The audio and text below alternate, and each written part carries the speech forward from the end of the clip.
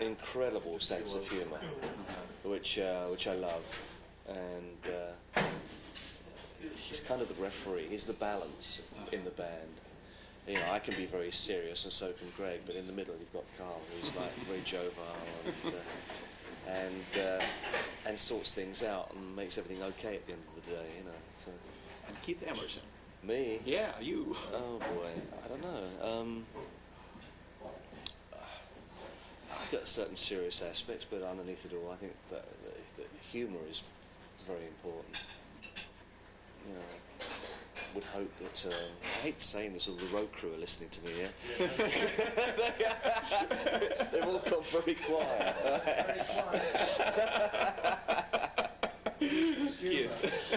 Anyway, I don't want to talk anymore about myself. Thanks a lot for this interview. Okay. Thanks a lot. Yeah, bye.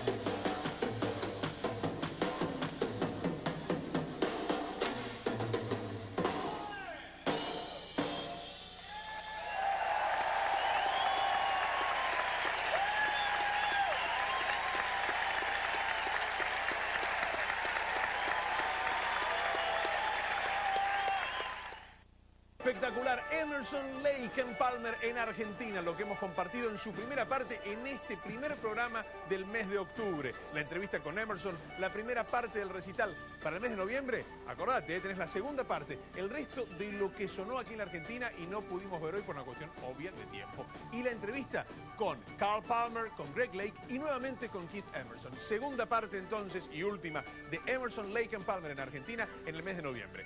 Para la próxima emisión, te invito a compartir el próximo martes a Silvio Rodríguez, cambiando la música, cambiando el estilo, pero para encontrarnos con...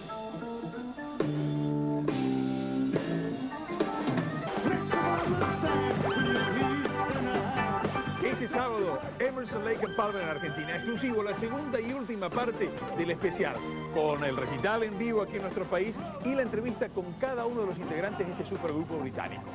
Este sábado, en concierto por ISAT, Emerson, Lake and Palmer en Argentina.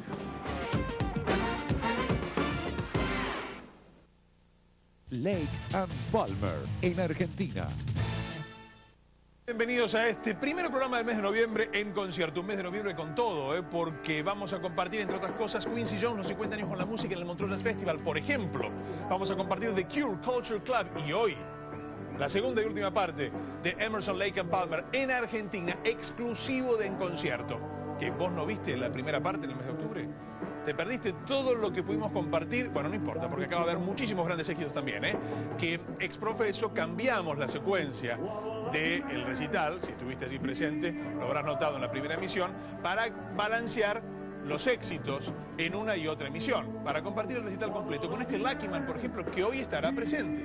Quizás uno de los temas más importantes, más exitosos en la carrera de Emerson, Lake and Palmer. Un tema que Greg Lake compuso cuando tenía 12 años tan solo. Y que su inclusión en el primer álbum de esta agrupación fue casi fortuita. Faltaba llenar 3 minutos de música en el disco. Y entonces Lake se acordó que tenía un tema acústico que había compuesto de adolescente. No tenía mucho que ver con el resto del disco, pero dijeron, bueno, faltan 3 minutos a ponerlo. Y se transformó en uno de los grandes hits. Y marcó una variante fundamental en la música de Emerson, Lake and Palmer. Temas larguísimos, con pasajes de teclados muy importantes, pero también las baladas acústicas que con la voz y la guitarra de Greg Lake también fueron otra de las marcas registradas y son otra de las marcas registradas de esta super agrupación británica. Tendremos temas como Touch and Go, aquel gran hit, sí, por supuesto, fue un hit que ingresó a los rankings del mundo, que hicieran con Pebble en la batería, en un momento en donde Carl Palmer estaba ocupado con el grupo Asia. La música también de Keith Emerson, que hoy tendrá su show en esta noche. Un solo espectacular de Keith Emerson, con todo el espectáculo al margen de la buena técnica y casi insuperable técnica que tiene este eximio tecladista. Y por supuesto la entrevista exclusiva. Estuvimos con Keith Emerson en la primera emisión, en la primera parte de este especial. Y hoy estaremos con Keith Emerson una vez más, pero con otra entrevista, no con la misma que ya viste. No vamos a reciclar esa entrevista, sino que una vez más nos juntamos con Keith Emerson y nos juntamos también con Carl Palmer y con Greg Lake. Los tres hoy en la entrevista exclusiva y las imágenes del recital en exclusiva que brindaron aquí en la Argentina. Así que, ¿qué les parece si yo los invito a compartir esta segunda y última parte de Emerson, Lake and Palmer en nuestro país?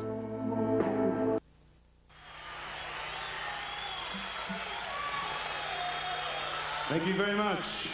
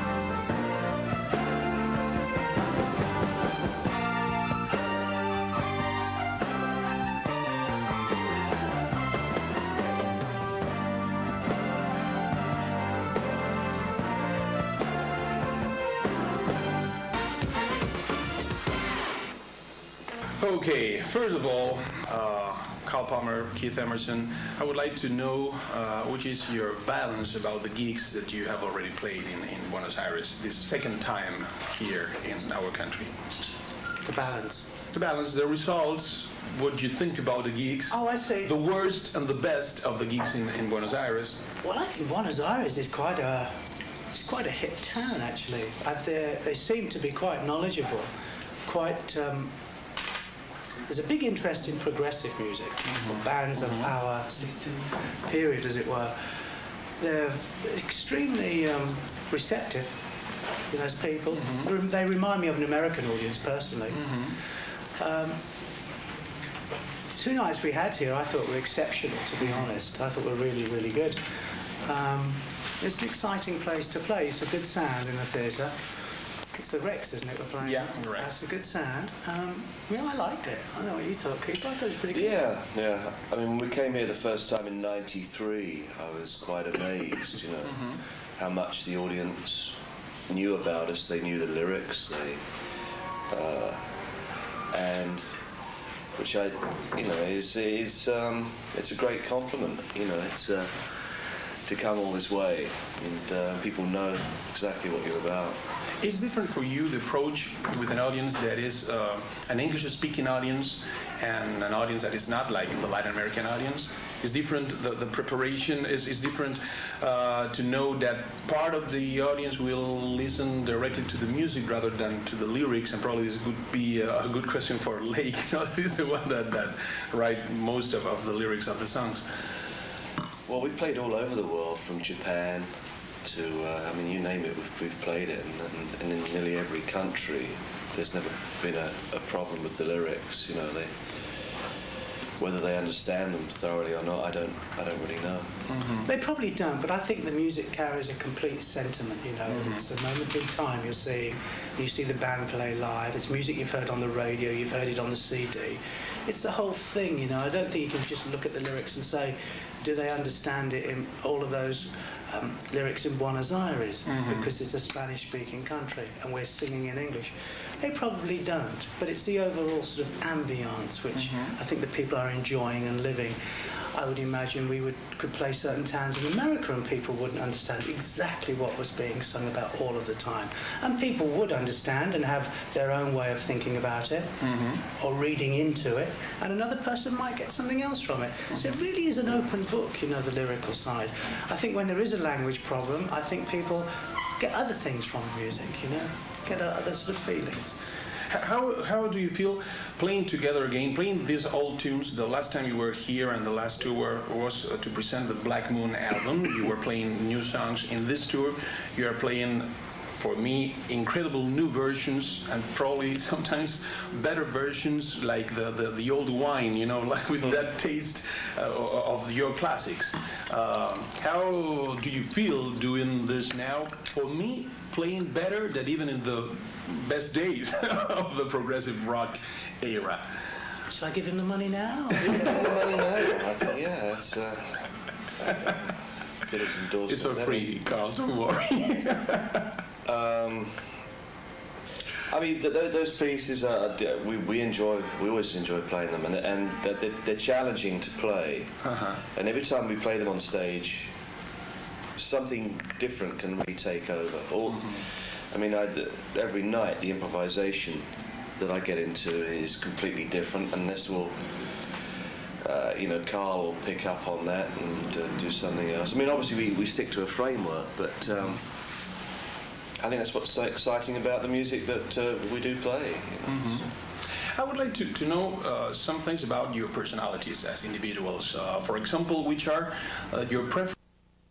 Which are the worst things you have been hearing throughout these years in music, and which are the best, for example, for you, Carl, and for you, Keith? Wow, the worst and the best. The worst and the best. Wow. Don't be so polite as British that probably will. I would say the worst for me, I would say would have to be what we call in England house music, which is not the sort of the techno sort of part, but that sort of just you know, two chords which are just thumping away with a real big sort of drum sound. A lot of people might think I would like that, but I just find that is really monotonous music. It's usually linked to drugs, ecstasy or something, you know, strobe lights or whatever. I find that very boring to listen to, and I know that really you don't listen to, you dance to this music.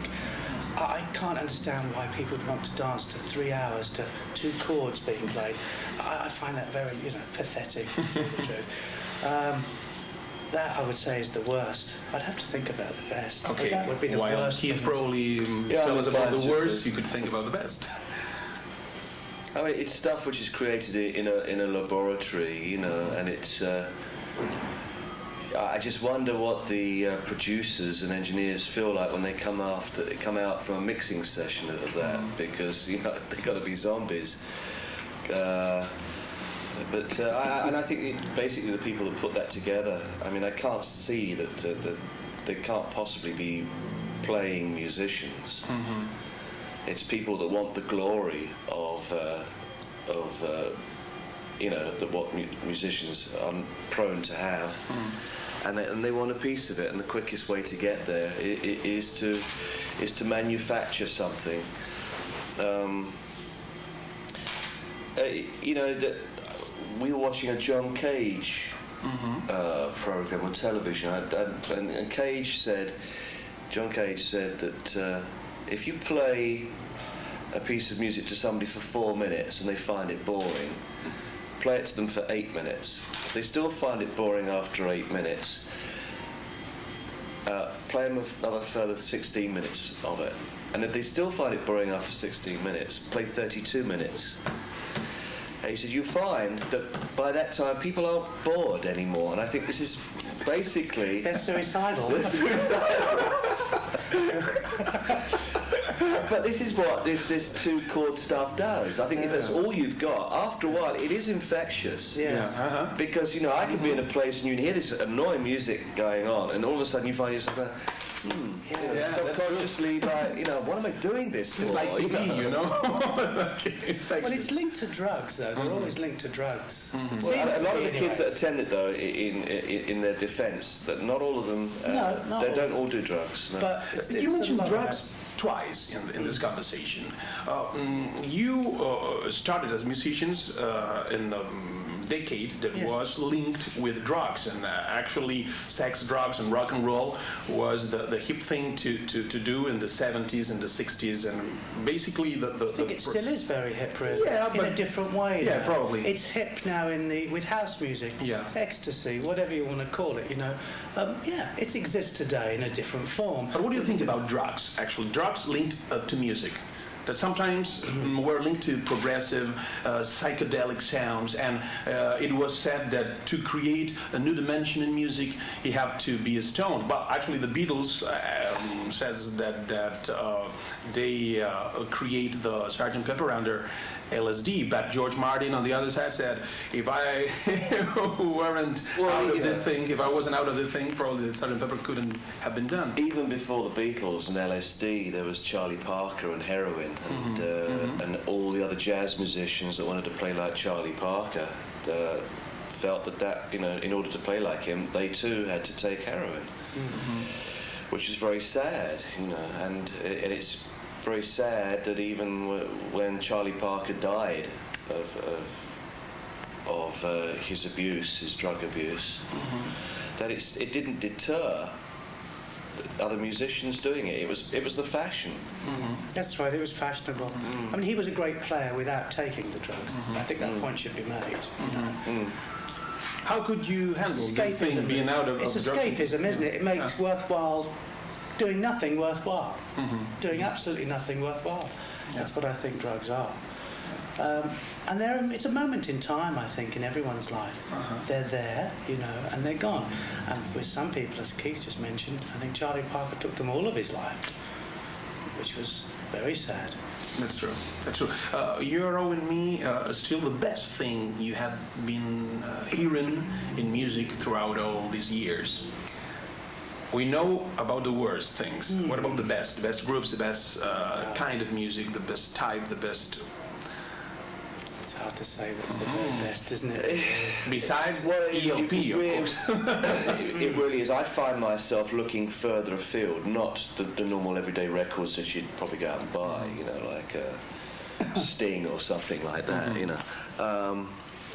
No, I tend to, if I walk into a record store, I tend to go to the world music section, and I may not have heard anything about these people, but I know the sort of style of music that I'm looking for, and it's quite amazing to really discover a record, a CD that is completely unusual.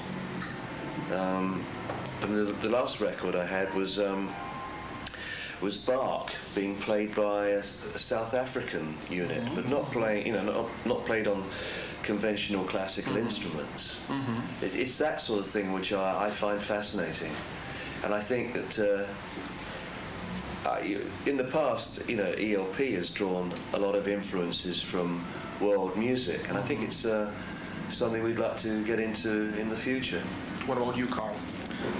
What, on world music? Or the best thing you have been hearing? It's very hard to sort of say. I think the best sort of movement that I've seen take place within the industry itself is the fact that people are actually playing their instruments. I find that encouraging.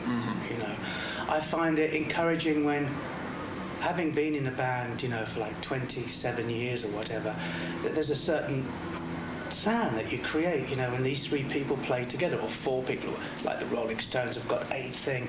It's nice to see that there are young groups actually cultivating a sound by playing and not using computers, like in the early 80s, the late 80s. I suppose if you look at the movement of the Brit pop, for example, they might not be great players, but they're good singers, good songwriters, and collectively create something which is original. And I think when things are original sounding, which I think we do have a lot coming out of England, I think England's incredibly buoyant right now. I would imagine that's what I think is the good stuff that's happening. I might not necessarily like everything that's going down that these groups are playing, but it's the fact that they're actually creating something that, one, is original, two, they're playing it, and you know, it's so identifiable with our country. I don't think that's important, because England has led the way for an awful long time. It went a little bit quiet. It seems to be coming back quite strong now, you know. So I think that's the best thing that's happened recently, is to see England sort of back on the map, i.e. with the term they call Brit-pop, I suppose. You know? Good. Let's talk about some other things that are not linked with music directly, but are part of art. Movies, for example. I know that you are a movie fan because you're a composer of movie soundtracks, but which are your favorite movies? For me, it would be Raging Bull, Robert De Niro. Oh, that's a good one. And he would probably be my favourite actor too. I don't think there's ever been a character actor that's ever managed to capture what he's captured, you know. From Raging Bull, for example, when you put all that weight on, you know. You can go through nearly every movie that he's ever done. He's just an exceptional character, you know, exceptional. And yeah, I cried. I'm not sort of a very emotional person, actually, but I cried a little bit at the end of Raging Bull. There's a moment when he's in Florida and he's in his dressing room, and he's now a comedian. The fight days are over, and he's no longer a club owner. He's basically doing the comedy circuit, you know. And he's looking in the mirror and he's talking to himself, trying to wind himself up before he goes on, and he just does it so well. I thought, wow, you know, that looks real to me. Exceptional film, exceptional actor, fantastic man. Great director. Yeah, as well, yeah. Yeah. What about you, Keith? For me, you have time to think about it. No, I don't need any time to think about it at all. I'd say the Magnificent Seven. The score by Elmer Bernstein is just incredible. It stands up on its own. It's just great music. You put that on the car and you want to go places, you know. And I think the film is just it's great. It's got a lot of camaraderie in it. I know it was based on the Kurosawa's Seven Samurai, which is also a very good film. Yeah. What about books? Do you usually read novels or classics? Yeah, I mean, I like Bestsellers, probably. I like to read some biographies. I don't really like get into a lot of fiction. I kind of read a book and put it down and never really finish it and then go back to it 2 or 3 weeks later. Keith reads a lot more than what I do on a daily basis, mainly because I've seen a lot of him the last 3 weeks.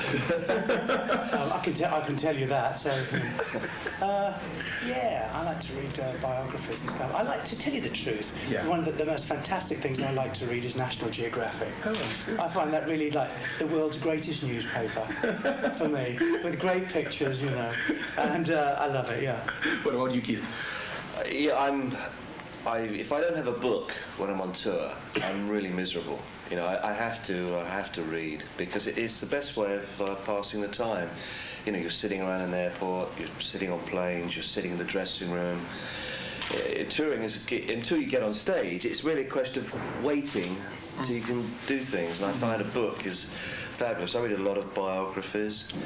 I'm a big fan of Terry Pratchett. He writes. It's kind of like Monty Python meets Lord of the Rings. It's got a great sense of humour. I like Clive James. I like the way he writes. Yeah. To round it up, because you're hungry, you have to play in a couple of hours, and short questions for short answers. Beverages. Your preferences. To what? Beverages, drinks. Oh, beverages. Yeah. Oh. Well. Are they alcoholic or? No, whatever you like.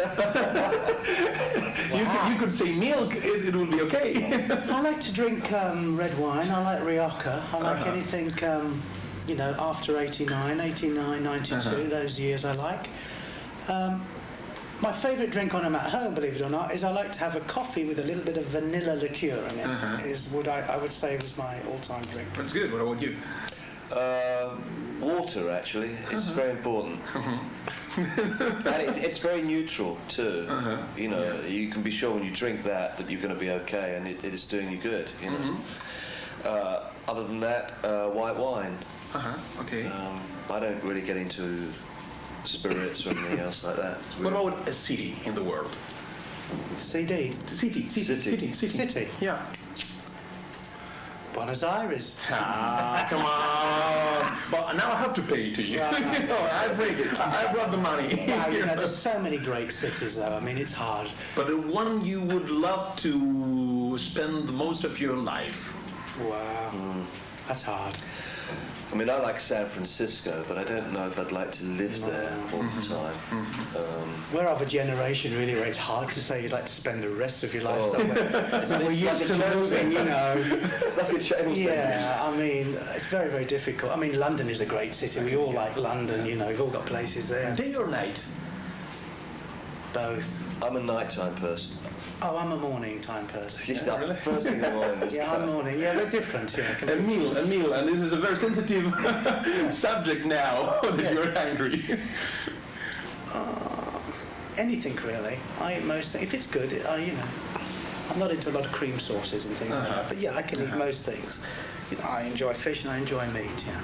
What about you? Yeah, fish #1. Then, you know, occasional steak. Blondes or brunettes?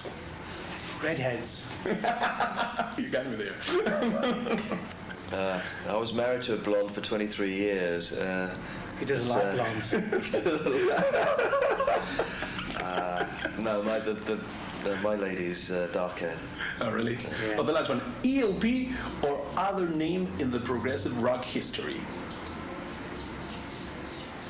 Other names in... Yeah, or is ELP your choice? Talking about progressive music, rock, symphonic rock, progressive rock, or is there any other group that you admire and you would choose, probably together with ELP, in order to say, these are the two best groups in this well, most of our progressive contemporaries have deserted the camp. They've gone on and done other things, you know.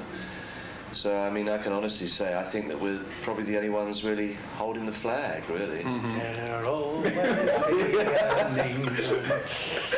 It's true though, you know, you get that. That's a good statement. I mean, you made that a few weeks ago. And in the old days, I did, yeah.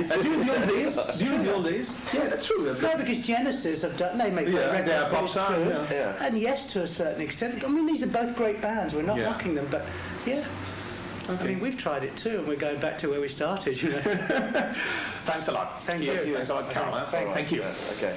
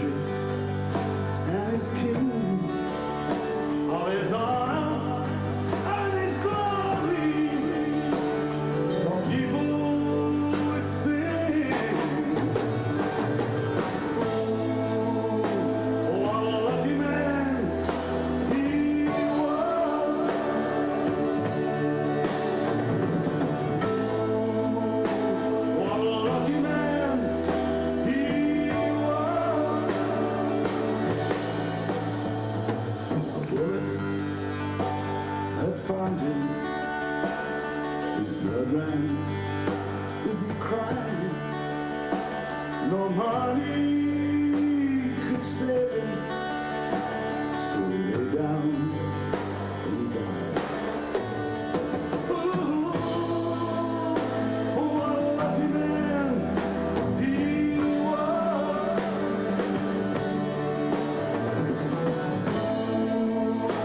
What a lucky man he was.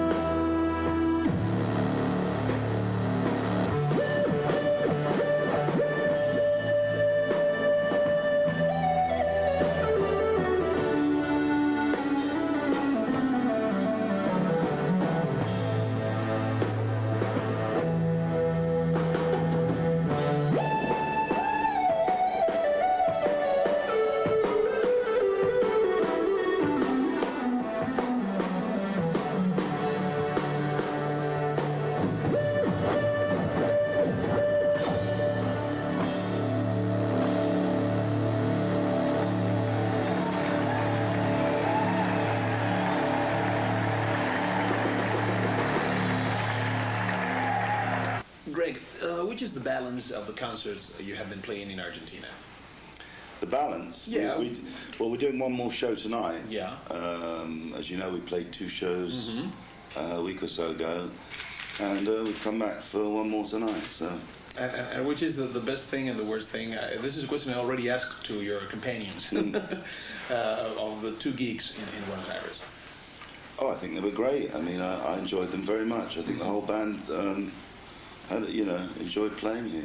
Which is the secret to keep you together after all these years? And from my opinion, I think that you are playing better than ever.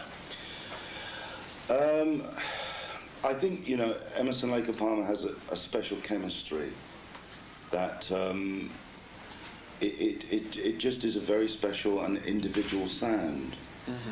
And for some reason we have a way of balancing each other. We have different things we bring into the band which make it very colourful and sometimes quite dramatic. And I think that's what it is that people like about the band. Do you see each other beside being touring or? Sure. Yeah? What is your favorite Although, pastime when you are together? When you're not playing music, do you play cards? Do you, go to the movies or have dinners with your wives? Yeah, we would do anything. I mean, what normal people would do, go. But mainly, I mean, when you're on a tour like this, you spend so much time together. When you're finished, it's good to go and do something else. But we do. We meet each other socially and go out for dinner or go watch a film, go to the theatre. Just different things, ordinary things that ordinary people do. Do you have this kind of relationship, for example, with the other groups you were involved with? Let's say, for example, with the people of King Crimson when you were... Yeah, I'm still very friendly with all the boys in King Crimson. Yeah, we actually all met up the other day in New York to launch a new album, which was called Epitaph. It's some of the old live recordings of King Crimson. Yeah, it is already here. It's already here. A double CD. Things happen fast in Argentina. But anyway, I keep a good relationship with them, and it's one of the very nice things about both bands that I've been in is the people are very nice and the friendships have endured over the years. Which are your memories about those days with King Crimson? Another very important band in the progressive rock era. Well, it was a kind of magical and enchanted time, The music of King Crimson came from the time, whereas music today is made for the time. People make music for the time and for the media and for marketing and for MTV and for... Then the music came from the time. It was part of the culture, and it was a sort of poetry of of the feeling of the time. And in London at that time, you know, it was all bound up with fashion, King's Road, the sort of underground music movement, which really began the progressive music thing. And it was just a wonderful time when people were looking for new freedoms and new ways to express themselves, I think, really. They were tired of that sort of 1950s conformity of, you know, their parents telling them what to do and everything. And they become teenagers, and music was the form of their expression. That's how they expressed themselves, through music. And that's how all those wonderful songs that the Beatles wrote, ending up, I suppose, with probably the greatest of them all, which was the song Imagine by John Lennon. You know, tremendous vision of it. Yeah, that's a great lyric. Greg, even though Palmer and Emerson have his solo career, you probably are the most successful solo artist out of ELP. How do you manage and you handle your solo career, put it aside for a while, and get involved again with the band? Really, you know, I do things as a solo artist when the band's not so active. But really, you know, I'm a singer in a band is what I am, you know. And I don't sort of look upon myself as having a solo career, you know, because I don't think you can really do two things. But sometimes I do little things. I write something, or Actually, just being released a record, you playing live for the King Biscuit Flower series. that was something. Well, I formed a band with a guitar player called Gary Moore, and we recorded a live concert in London. And years afterwards, somebody played me the tape. I'd never heard it. Oh, really? They played the tape and they said, "Have you heard this?" And no. We played it. I thought, wow, that is good. You know, it was one of those really special nights. It was where everybody played well and the sound was good and the audience was great and everything worked out well. So they said, you know, would you ever consider releasing it? This company, King Biscuit, had done a series of these concerts. Yeah, sure. I mean, I think it was a nice record to listen to. Yeah, definitely. Greg, plans after this tour, after touring America and going back to Europe, where you live? I think you still live in England. Yes, I've got a house in London. Do you plan to record a new album for ELP? Yeah, we throughout the winter, I think we shall begin recording new music. Will it be linked with the short format of songs like you have been doing with Black Moon and the... I don't think so. I think it'll be more a conceptual record. There are a number of ideas that we're working on at the moment. So I hate to talk about records before they're made. Yeah, I can imagine. Because they always change, you know. If you say you're going to make an album like this and you say that's how it is, 3 weeks later it's completely changed. What do you think about the new movement in the progressive rock? Groups like Arena, Pendragon, Parliament Project, etc. Are you familiar with these groups? Do you respect them as a continuation? I think any music that stretches out to be different, I think is good. Because, you know, otherwise, you know, you keep hearing more or less the same songs done in the same way, and everything's more or less the same. And I think it is a great thing that people try and reach out and do something different and bring to the public something new. You know, otherwise, we'll all be listening to you know, these same songs. The song remains the same. The song remains the same, and it's the video that changes, and even they become the same, you know. So yeah, I really do welcome some new thoughts, you know, in music. Great, Greg. Thanks a lot. I know that you have to be playing a couple of hours, so thanks for this interview. It's been a real pleasure. Thank you. Okay. Pleasure. My pleasure.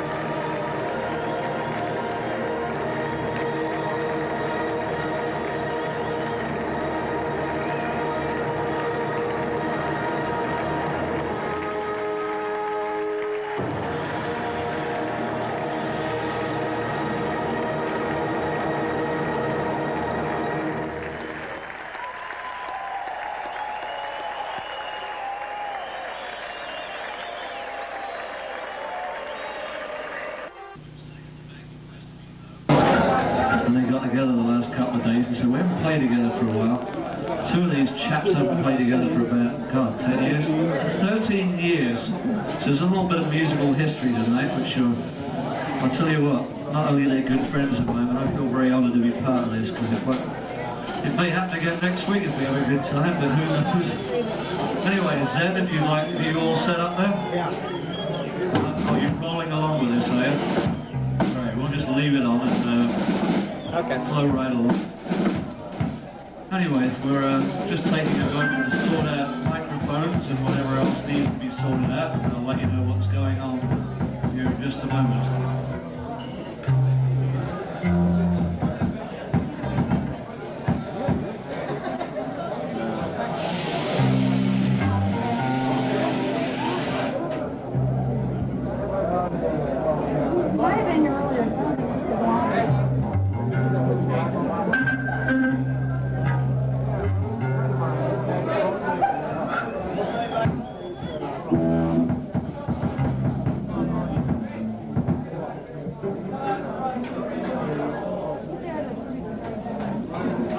Anyway, we're about ready to go. We're all rolling. Like I said, this is a bit of an honour for me. It hasn't really been rehearsed, so don't do any judgments or anything. As you all know, this is not an audition night or any of that sort of bullshit. It's just a night for fun. So I'm going to hand these fellas. I'll introduce you on the drums. A gentleman who has played variously over the years. Steve Marriott's All-Stars, King Crimson, and Mr. Bob Dylan. Now working with David Lindley and Bonnie Raitt. Mr. Ian Wallace on the drums. Have a hand. On the lead guitar we have the one and only, who is Mr. Greg Wright, indeed, yes, have a hand with Greg. Now the other two gentlemen here, as I pointed out, and Lee reminded me, haven't played for 13 years, so this is kind of an experiment. The only reason to do it is because, as far as I'm concerned, a lot of people understand what's going on here on Tuesday. It's not audition night or talent night, it's not of all, yeah, this is a night of enjoyment of music. So I'm going to hand for these fellas. There used to be a band way back that I worked for in the early 70s called The Nice. How many of you remember that?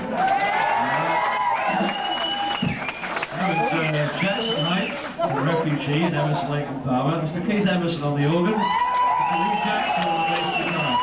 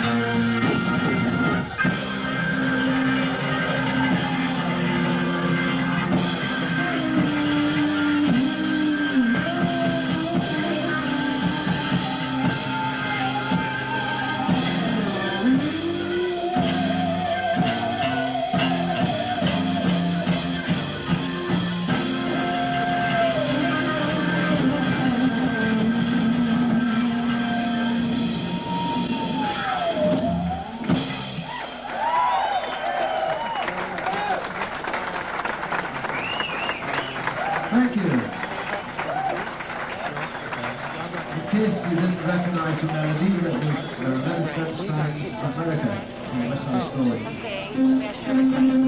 Well, some of them was at least.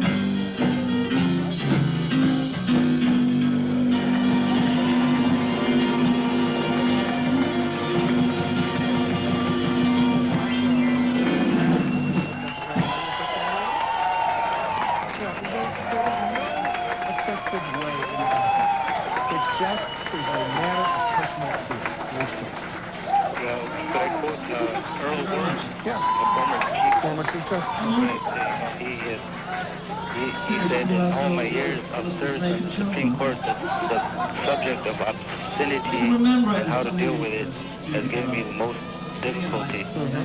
Absolutely. It doesn't give me much difficulty because I recognize the fact that you can't do that, period. Yeah, and in 1957, the United States Supreme Court ruled against obscene literature, defining it in this way: obscene material deals with sex in a manner of appealing to you were there. Period.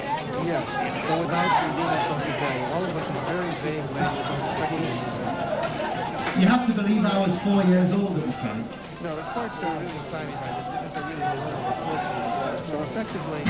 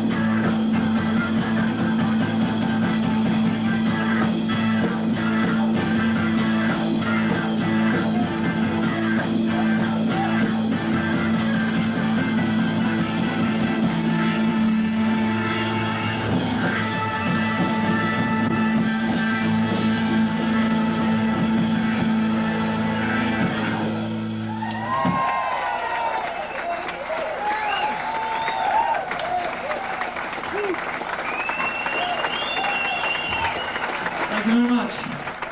Sorry, Alan, I broke another key. Yeah.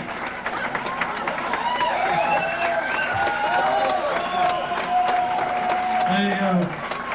A little bit of history tonight. These lads have been wanting to do this for a while, we thought. So what the hell, the only place to do this sort of thing is on a Tuesday night, because people will just take it for what it is. We came a little earlier tonight and did a basic rehearsal just to try it out and see, because Lee hasn't played, swear to God, Lee does interior designing these days, and has a very good business going. He hasn't picked up a bass guitar in 4 years, but he did keep his bass from the old nice days. So I thought, what the hell, let's try it out tonight, have a bit of fun with it. Look at that, Mr. Keith Emerson on the organ. On the bass guitar, Mr. Lee Jackson. On the drums, Mr. Ian Wallace. And sitting on the guitar, I had no idea what he was going to get himself into, but it just fitted because 13 years ago I used to work for these guys, and they're some of the nicest people I know. So, kind of an honour for me, a little self-indulgent maybe, but who the hell cares? I'm glad we did it anyway, because they're good people. But anyway, I'm going to have to Greg Wright. I had no idea what he was getting himself in for. Back in those old days when we used to play the Marquee Club in London, which incidentally, those of you who are into musical history, it's the 25th anniversary of the Marquee Club this year, and with a bit of luck, Lee and Keith and I and Clinty Davison, who was the drummer, maybe doing a gig there, all being well if it happens. I sort of volunteered and said, if you're going to go and do the Marquee this year, I want to go, I'll play my own airfare, what the hell? Because that will be something worth being around. Anyway, enough of that. Hope you